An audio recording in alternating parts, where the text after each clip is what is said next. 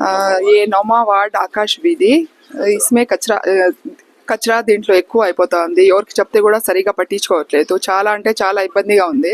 చిన్న పిల్లలతో దోమలతో కొట్టి జ్వరాలు జబ్బులు అవి అంతా ఎక్కువ అయిపోతూ ఉన్నాయి. సో ఇక్కడ మేము దయచేసి ఇక్కడ భిన్నే యాక్షన్ తీసుకొని మాకు హెల్ప్ చేయట్లా చాలా కోరుకుంటున్నాను. ఇక్కడ వచ్చేసి ఎవరికి చెప్తే కూడా అది చెత్త వస్తుంది తీసుకొని పోతారు అని చెప్తారు, కానీ ఎత్తవటం లేదు. చాలా అంటే చాలా ఇబ్బందిగా ఇది ఫేస్ చేస్తున్నాం మేము. ప్రాబ్లం వచ్చేసి ఒక నెల నుంచి ప్రాబ్లమే ఉంది. అసలు వస్తారు ఒక నెలకి 2 నెలలు కూడా చెత్త ఎత్తటం లేదు.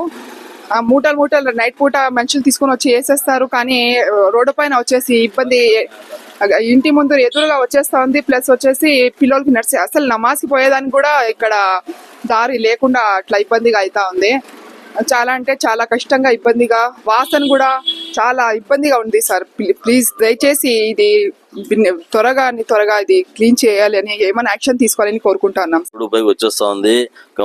సచివాలయం కంప్లీట్ ఇచ్చినా పట్టించుకునే వారు లేరు. మున్సిపాలిటీ కంప్లీట్ ఇచ్చినా చెప్పేవారు లేదు. ఈ రంజాన్ నెల మనిషి పిల్లలకు రోగాలు వచ్చి కష్టపడుతున్నాము. ఇది సాల్వ్ చేయండి సార్. ఈ ప్రాబ్లం చాలా ఎక్కువ అయిపోయింది. మాకు రోడ్డు పైన ఇండ్ల ముందర వచ్చేస్తున్నాయి కసురంతా.